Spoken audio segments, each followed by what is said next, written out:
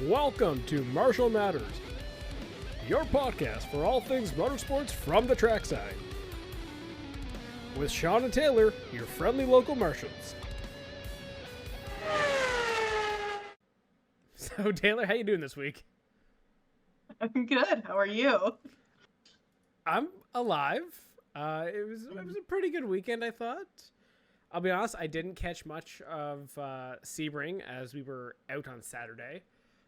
So I kind of caught like the beginning, a little bit of the middle here and there, and I got the end. So Yeah, I caught I didn't actually catch the start. To be honest, my weekend was so boring. I worked all weekend, which super lame. Yep. Oh, yeah, I know. Don't you love when like every deadline is just converging on 1 week and you have to get everything done and then you have no weekend, but that's fine. So I caught the like just after the beginning. So like a lot of the middle bits, but I didn't really catch the end. I So I like think, as a whole, we kind of got everything, I feel like. yeah. Yeah. I think so. I good. think so. Between the two of us, we watched the whole thing. We watched enough. We can talk about it still. And also I watched most of NASCAR at Darlington. That was a decent I watched race. 2 laps of Darlington. Was it the ending? No, it was like a random bit in the middle. Okay, fair enough. Was the ending really good though? Yeah, it was exciting enough. Okay. But yeah, so we got those 2 races this weekend to talk about. We have some very interesting news from this week to talk about coming out of the F1 paddock that we got over the weekend and today, actually, for other stuff. So we'll be going over those things and, as usual, giving our flags of the week. And also, I think we're doing some predictions for this weekend as well. But yeah, so to start, what was your favorite race of the weekend? My favorite race of the weekend was the one I actually watched, which would be 12 Hours at Sebring. You know what I really liked about this race, though, is that even though Rexy wasn't racing, Roxy was, and I absolutely loved seeing Roxy on track. I thought it was like, it is the same car, but it's pink. I know.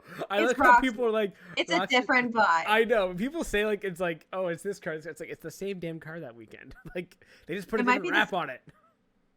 No, it's a different car. It's a totally different car. Roxy and Rexy exist like at the same time. It's not Rexy repackaged as Roxy. Listen, I need to know the canon for all the AO racing vehicles. Was the Golden Dragon then they ran at Daytona a different dragon than Spike?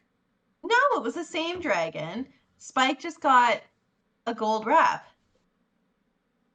No, because okay, so here's the thing. They have 2 GT3 roars or whatever. 2 of them. One of them's Rexy, one of them is Roxy. Roxy doesn't race as much in North America as Rexy does. So Roxy was making her North American debut. Rexy is still at the dentist. Spike. The dentist. I love that. I love that Spike so much. Is the only LMP2. So what I'm hearing is they need another LMP2 and to also give it a new name. What would they name it though? Because Rexy, Roxy, Spike, and what? I don't Spoke? know. Give it another dragon name or something. It's Spike the Dragon, right? Yeah, Spike the Dragon. You know, they really missed an opportunity there with like a Game of Thrones, like House of the Dragon kind of spin-off. They could have had like a Drogon thing or... Drogon. They're not going to name it Drogon. I'm aware. I'm just saying, they missed opportunity there. But Spike the Dragon is so good. It's so good. It rolls off the tongue. Everybody knows him. Okay, fair enough.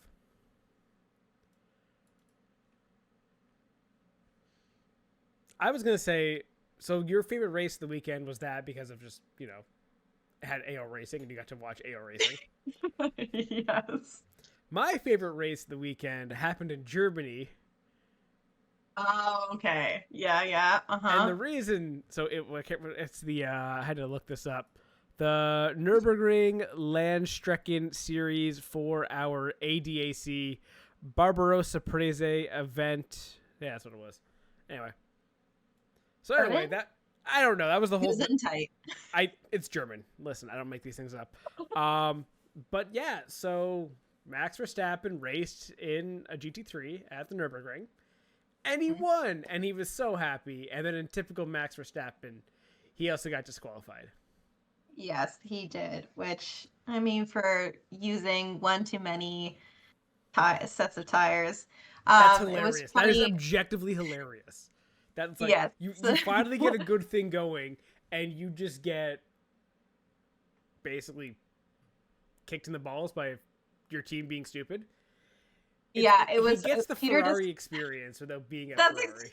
Peter said he was like the Mercedes car experience. Max is driving, but a Ferrari strategy that ends up ruining the whole day. That's just Oh, poor guy. fantastic. Poor guy. But I think regardless of the disqualification, it does, I think, say a lot about like Max's talent. Like he can go to a completely different series and still like get pole and still win the race, like regardless of what happened afterwards. But Yeah. um I bet you in the moment he was having fun. oh, absolutely. Absolutely. And I feel like he's probably at the point in his career now where I don't know, like I really do see maybe at the end of his Red Bull contract that maybe he leaves F1. I don't think we're going to see Max Verstappen in F1 for like the whole of his racing career. Like I think at this point he's getting tired. I agree. I think the new regulations have really I don't know, like kind of given him pause with his F1 career. Like he's been in the media saying how much he dislikes how the cars feel and the regulations. So I wouldn't be surprised if at the end of his contract, which I think is 2028, or is it 2030? Listen, he can do whatever he wants. That's true. He can just leave if he really gets tired of it. So it is funny, the shenanigans, but also I think Max had a good time. I think he enjoyed it. I think he enjoyed the racing, and this is the stuff he wants to do. So I don't think it's a question of if he's going to leave F1 for sports car racing. It's just when. It's when.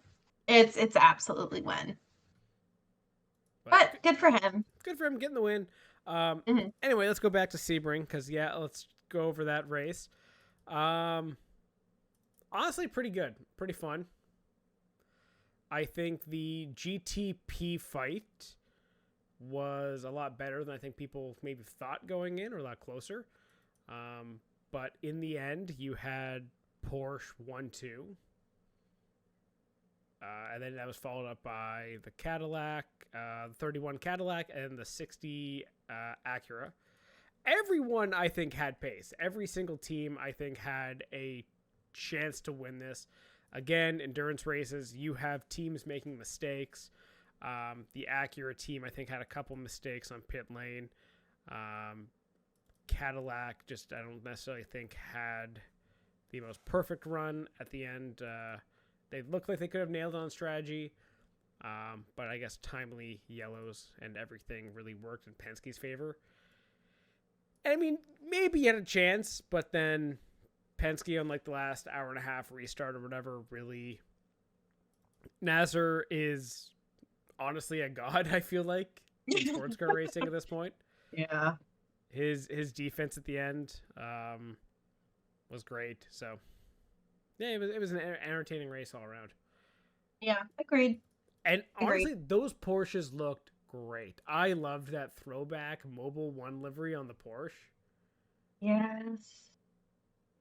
Way better than a pink dinosaur. Excuse me? Oh, I said it. No, it's not better than a pink dinosaur. Get out of here. You are so wrong. It's unbelievable. There are so many people who would disagree with you wholeheartedly on that point, but whatever. Don't love the whole Porsche Penske win again because I'm just not a fan of Penske, but It is what it is. That's fair.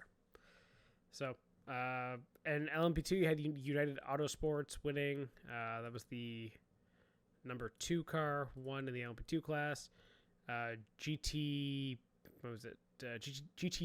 Pro was won by the 911 Porsche 911, followed up by Roxy,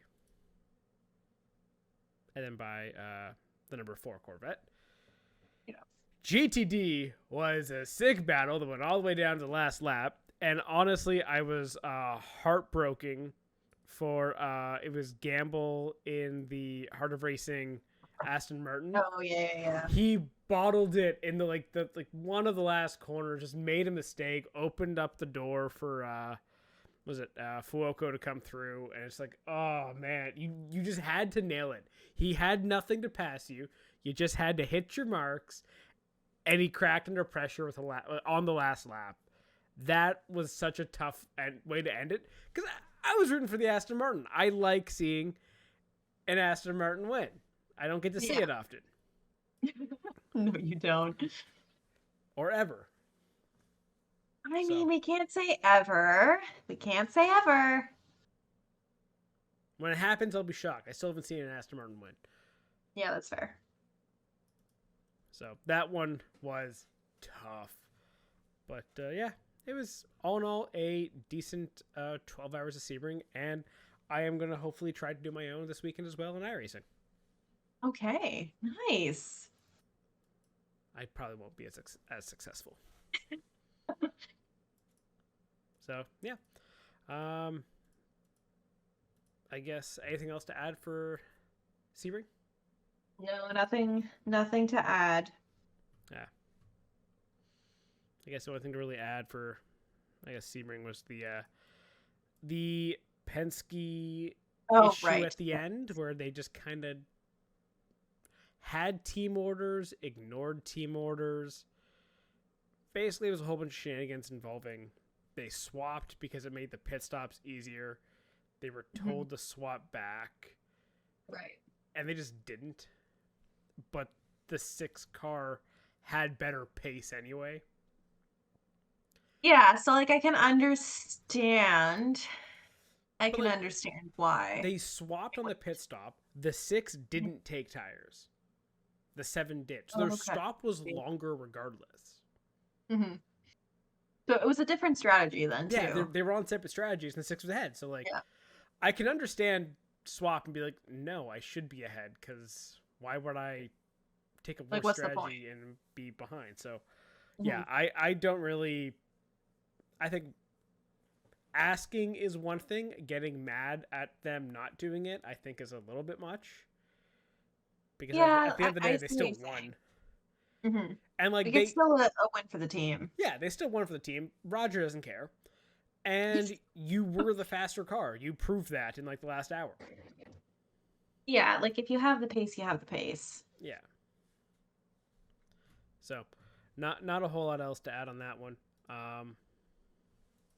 And then for NASCAR, the Darlington race was actually really fun.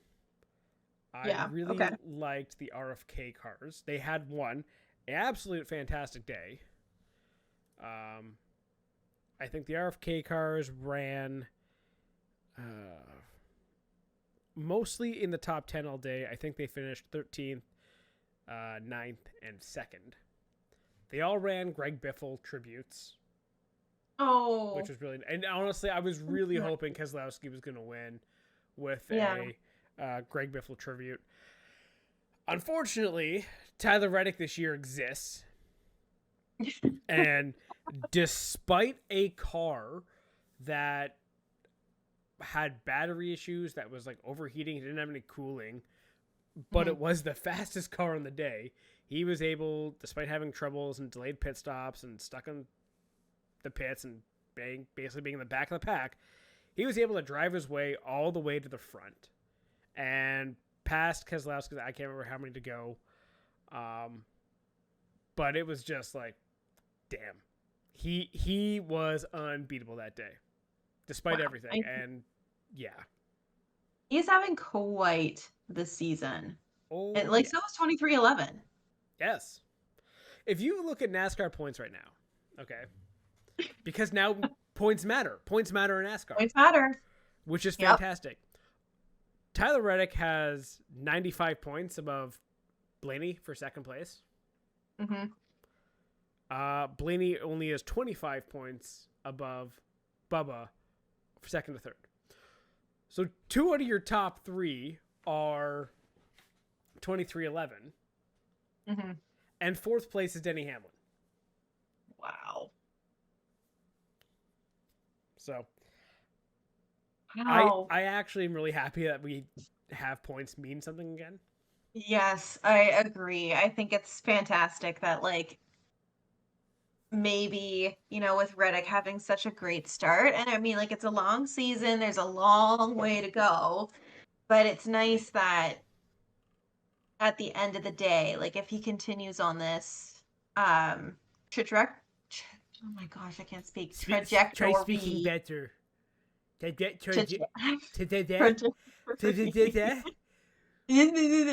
Whatever, if he continues on the path. Trajectory is the word you're looking for. Yes. I was trying to say it, but my brain just couldn't. It's okay. If he continues on the path. Yes, if he continues on the path, and like he might actually become champion, which is so nice to see. Versus, or is it? No, it's still the like. There's still a playoff, but it's you still have like the chase, which basically you have to meet. Right, you have to get to the chase. chase, and then your points then get like spaced out based on certain parameters. Okay. The way Reddick's going, he's going to give himself a pretty good shot at the championship, which is good. Yeah, and I'm glad that there is that opportunity when you have such a good start, and hopefully he continues. Like honestly, I love to see it. Short King. Agreed. We love to see it. Let's go fucking Short Kings.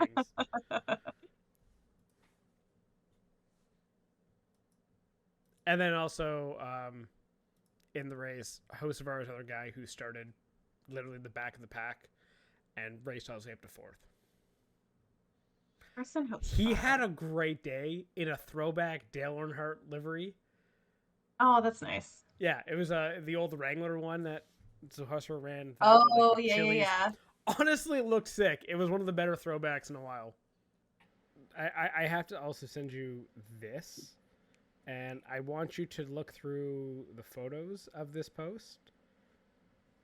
Oh God. I want your genuine reaction. Oh my gosh, Carson Hocevar, this guy. I need you to go through this Carson Hocevar's Instagram post, and I want your reaction to this. Why does he look like this? Honestly, I think I am loving Carson Hocevar. You saw he... Excuse me? Excuse me? Excuse me? Is that Sabrina Carpenter? Oh, yeah. I mean, that photo definitely looks like Sabrina Carpenter. I don't know if it's actually Sabrina Carpenter or if it's like AI put into the photo because nothing is real. But I also just think it is the most hilarious thing Carson Hocevar can do. What the fuck?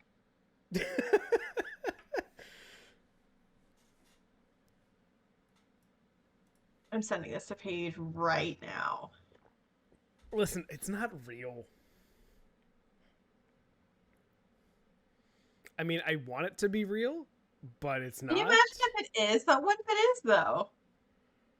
It's definitely not. Why would she be in a fucking diner sitting there with Carson Hocevar? It makes no sense. I don't know. She's dated some real, like, random people.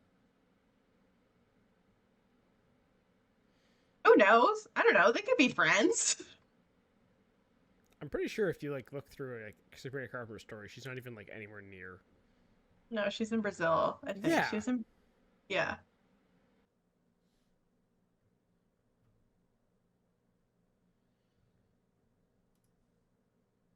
Moving on, I think we should give our flags of the week. Yes. Okay, flags of the week. I don't really have many this week, but I know that you have more. Okay, let's start with you because you are not negative this week, and that's a shock. I'm not. I'm not. I'm all positive. I don't have any negative flags. So I'm giving my green flag to AO Racing because Roxy made her debut in North America, and I think it's fantastic too. Okay, I didn't say get anything. over yourself. I didn't say anything. I can see you. That's fine. Well, those who are tuning in on YouTube can see you. Um, but I think it's just great to give that car like a chance to kind of shine. And I think Rexy has such a big fan base, like Spike and Rexy have such a big fan base because I think that they're seen more.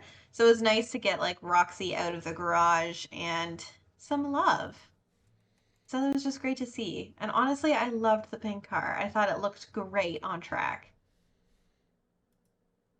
My favorite part of, I think, the Roxy livery is it was that on the side of the door they have a Mobil 1 sponsor. Yeah. And it's a little can of oil that's under the dinosaur's arm. That is the greatest detail on that entire livery. Is It's the so arm good. holding a can. Genius. Absolutely, like, genius. Yes, I agree. So that's my green flag of the week. So I'll turn it back to you because you've got 3 flags. Yes. My green flag of the week is going to Tyler Reddick, not only for the win, but he also set, it was a NASCAR record.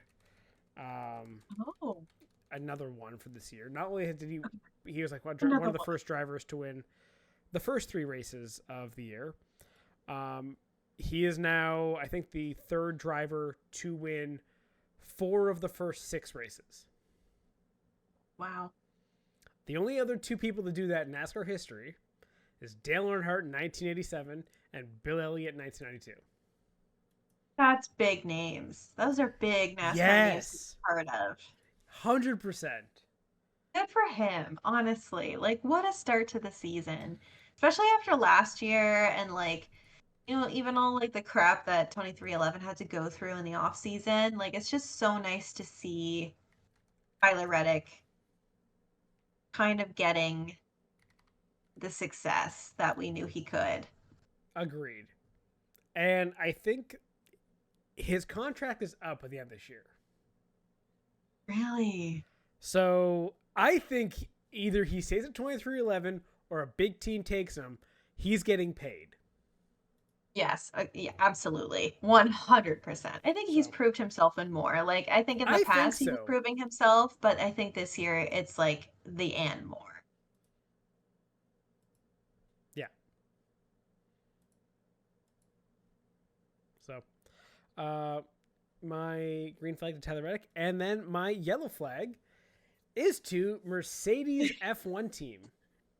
Okay, I want to hear more about this because I knew Mercedes was being sus. Okay, they aren't cheating yet. But it's come across from video from China that that Mercedes F1 teams, their front wing had weird characteristics to it. So it seems that when it was closing on the straights,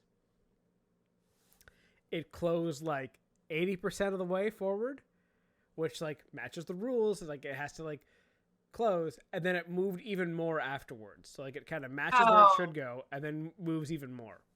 So we're past flexi wings. Now we're at double movement wings. I don't know. It might be basketball. You can call it like a travel, like it's traveling wings. I don't know. Traveling wings. Double dribble or something. I don't know. March Madness is on. Okay, I'm trying to come up with a fun. Fair enough. A fun way of doing it. Which, by the way, my bracket destroyed. Oh, boo. I got 2 of the big first round upsets. I had High Point and VCU. I had those. Fucking sucked on a bunch of other ones. But anyway.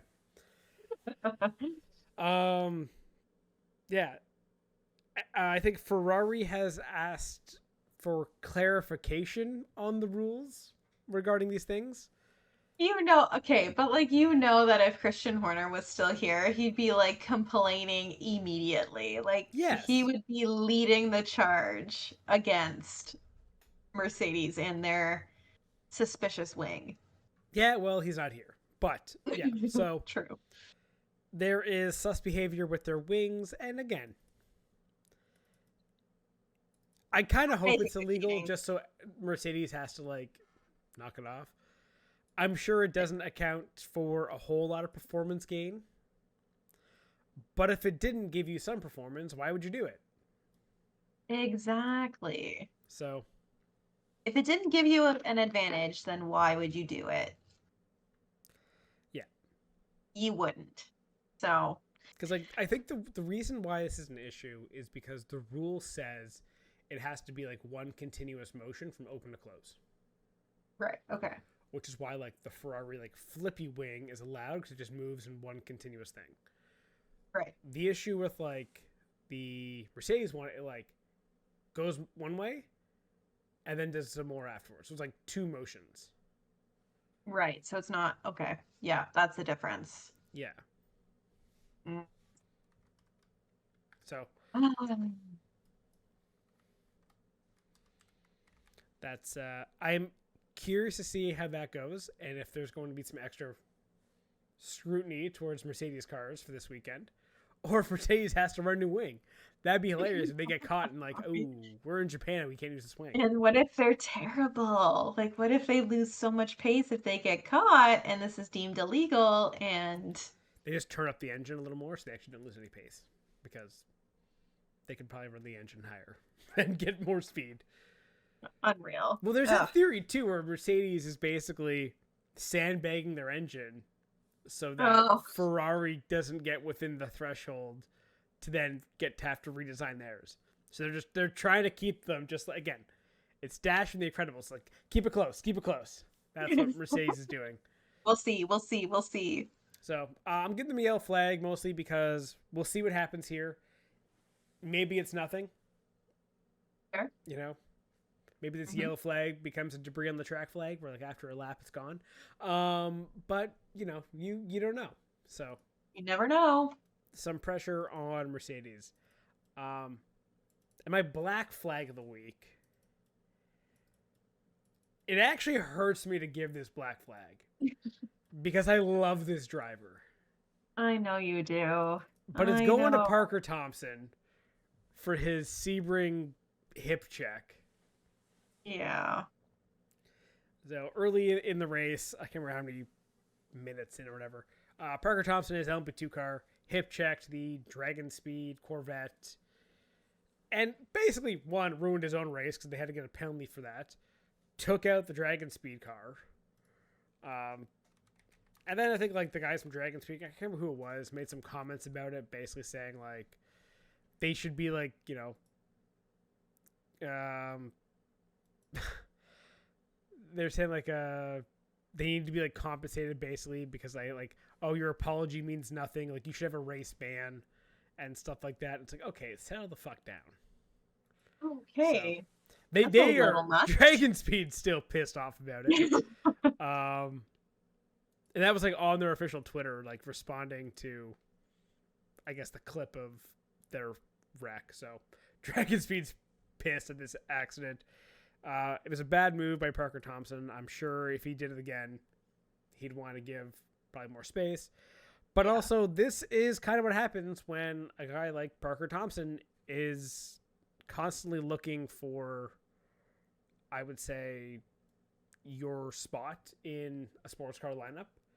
He has been like, you know, he was at Vassar Sullivan the last few years, got dropped from them this year, and he's just been trying to like get a seat where he can.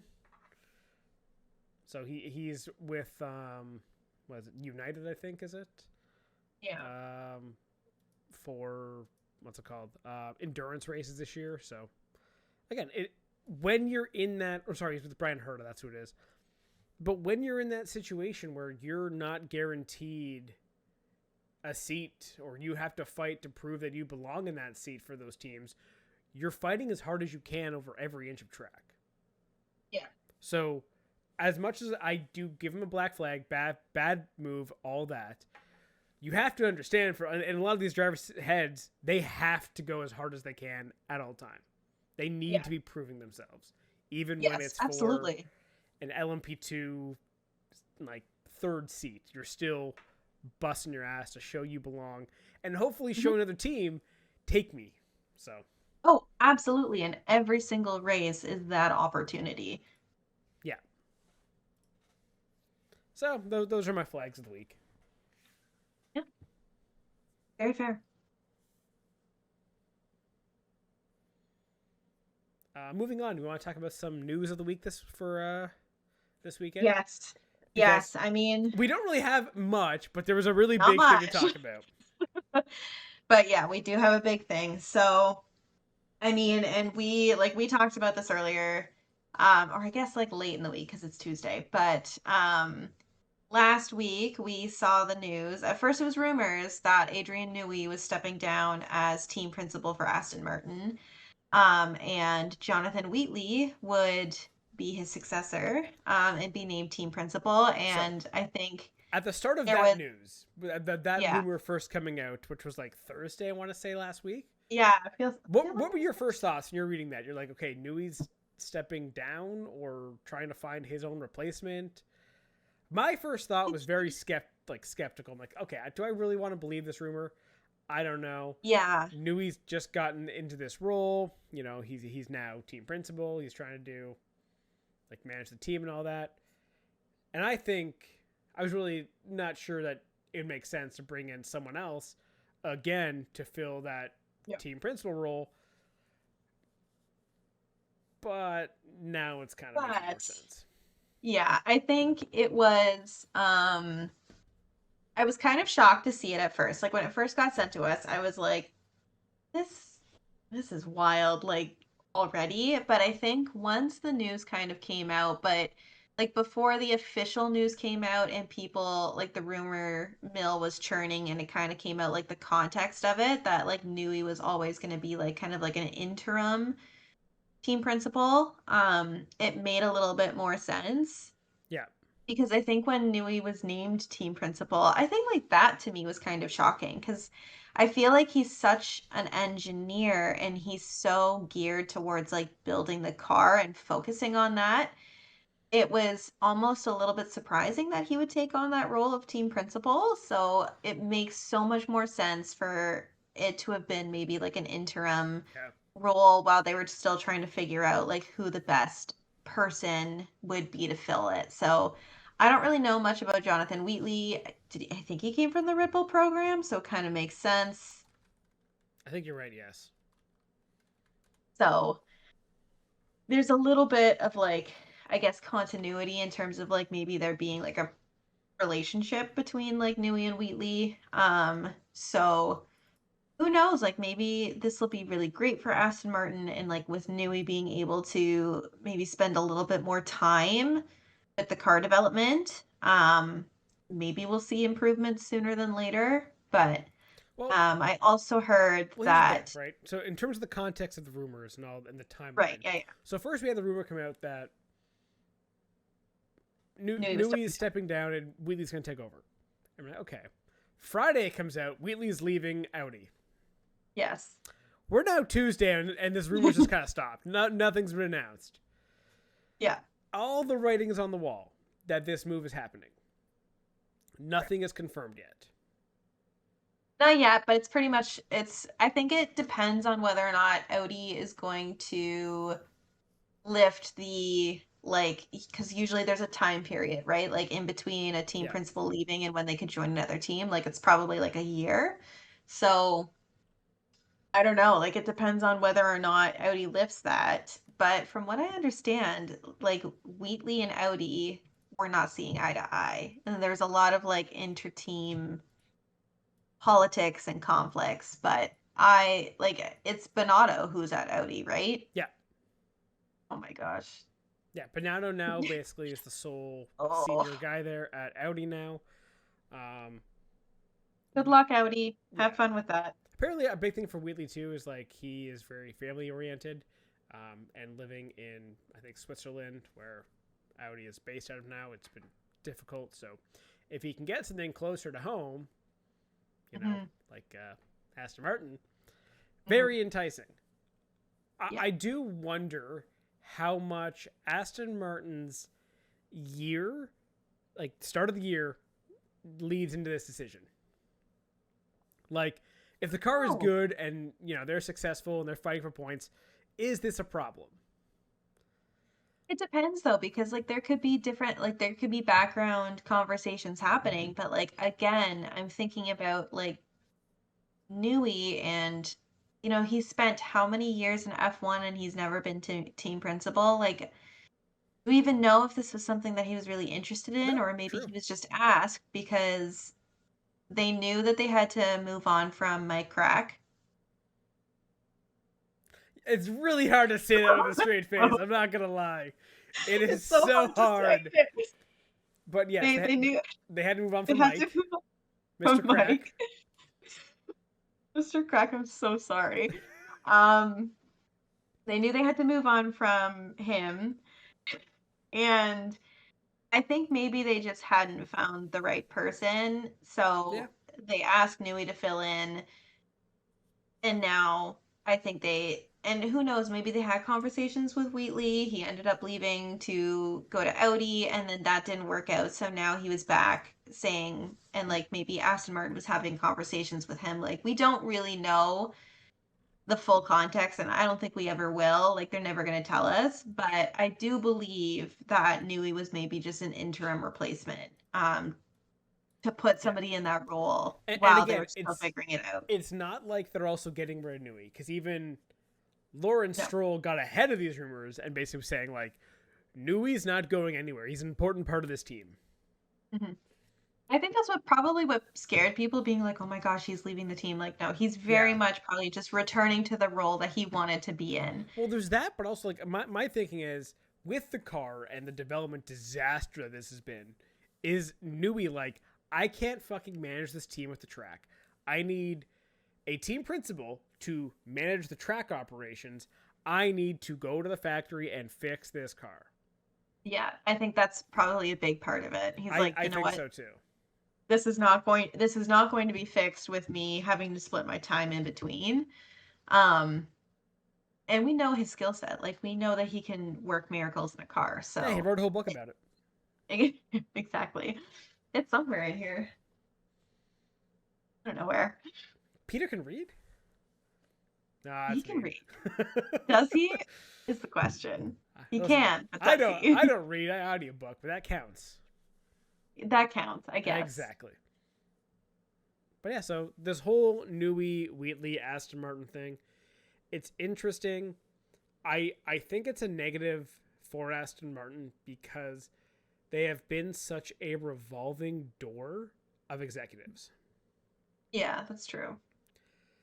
Like, it's almost getting to the point where I am worried that they've hit like an Alpine level of like Ooh, yeah. boardroom dysfunction over racing product. Yeah, Like, that's fair.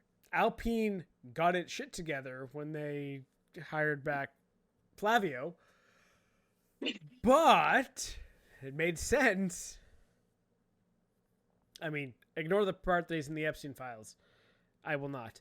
But he was the person that came in and basically said, stop running this like a stupid board. Let's run this like a team. Yeah. And yeah, they're moving in the correct direction. Yeah. So once Aston Martin can figure out who's running the team, maybe they'll have success. Yeah. But their org chart is a mess. I was gonna say, if you put their org chart on paper, crumpled it up, like crunched the whole thing in your hand, and then said, "Here, that's what it is." And then whoever is touching what on the thing is who reports to who. So, Aston Martin continues to be a disaster and a blight on my heart. Anyway, finishing up this week, you want to give some predictions for this week? Yes, let's do predictions. Okay, so we got F1 in Japan. What do you think? Okay. Mercedes versus the field. Mercedes versus the field. Oh boy. Okay. Who would you have? Mm, no, I feel like. What if it's not a Mercedes win? Who else would it be? Ferrari. How would Ferrari win? Because I've been trying to think of this myself. I know. You're right. All right. Well, I No, guess no. we're just gonna go for The Mercedes against the the field. only reason for, again, it's basically Ferrari versus Mercedes. Better question is, does Piastri get a lap in? Oh, that's the biggest prediction. I think he will. Do they start the race? Ugh. I don't know. Honestly, it's such a toss up, but I hope that Oscar gets a lap in this race. Just one, hopefully. So here's my thinking of how Ferrari can win this race. Okay, we know Japan is historically a difficult track to pass on, right? Mm-hmm. Ferrari needs to get a jump on the start and get that 1-2 established right away. Yeah. That requires them to qualify 3-4. I don't necessarily know if they're going to do it. Listen, qualifying's tough. You've seen a lot of good performances in qualifying this year. True. So, if Ferrari can get a good jump on the start, get ahead, and hold back Mercedes, maybe they have a chance.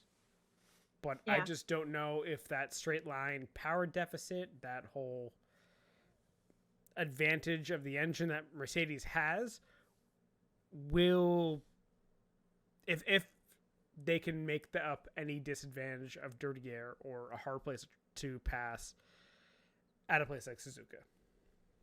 Yeah. I mean, fair. I don't know. I'm just going to be delusional and I'm going to say that Hamilton gets his first win in, what, 2 years? It'll be a Ferrari 1-2 because Mercedes is going to make a mistake. They have to. Okay.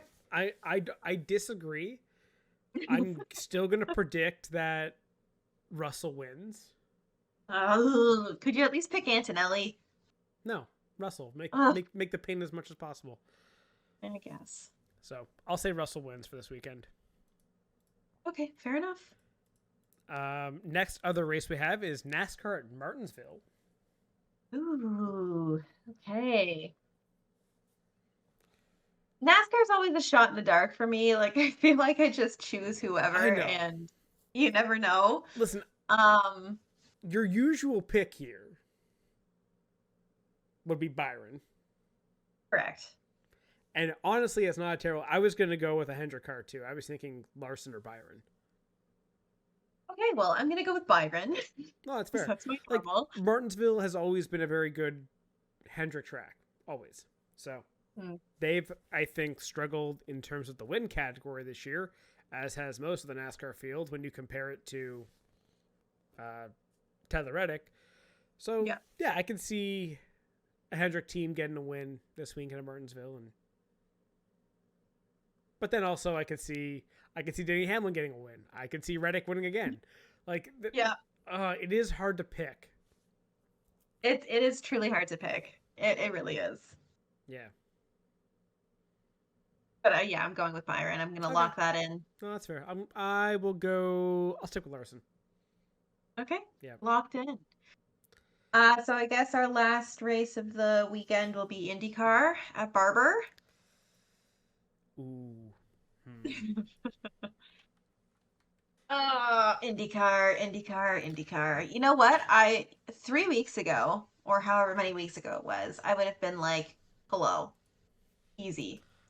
But he doesn't seem as dominant.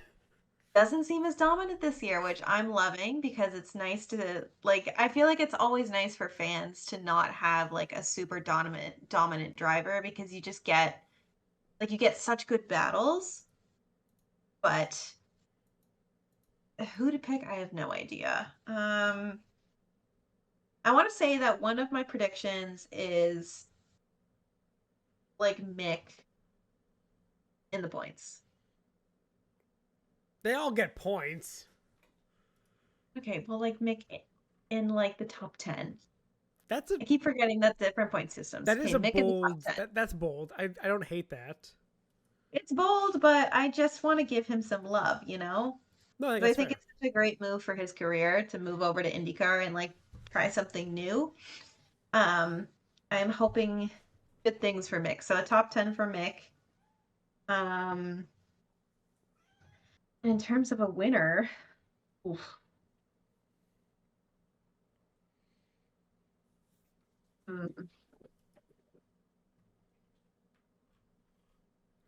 Not so easy, is it? No, it's not. I think there is. If I had to pick a winner, that's not Palou. I'm picking Scott McLaughlin. Okay. The reason why is McLaughlin was second last year, won it in 2024, and won in 2023. He likes this track.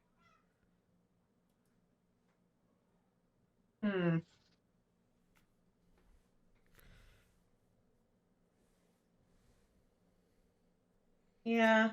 But also, I'm not doubting Palou because, let's be honest, if it wasn't for Andretti being great at street tracks and having a great car for that, they wouldn't have won in Arlington. It would have been Palou again.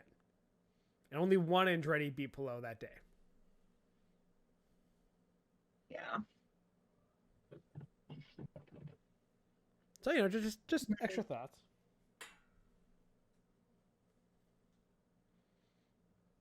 You know,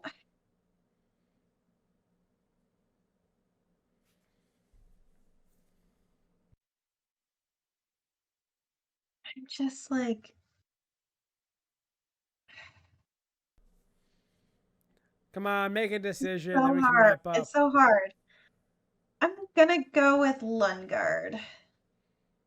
That's bold. Yeah. I like that. Christian Lundgaard. Why not? I'm feeling good about it. Okay, I like these predictions. Yeah. So those are our predictions this week. If you have any predictions, let us know. Feel free. And yeah, that's all we have for this week. We'll be back next week. Thank you for listening to Marshal Matters. If you enjoyed the show, remember to leave a rating and a comment, and also follow so you don't miss an episode. And don't forget, if you want to get involved in motorsports, the easiest way to do so is by marshalling at your local track. Join our cult.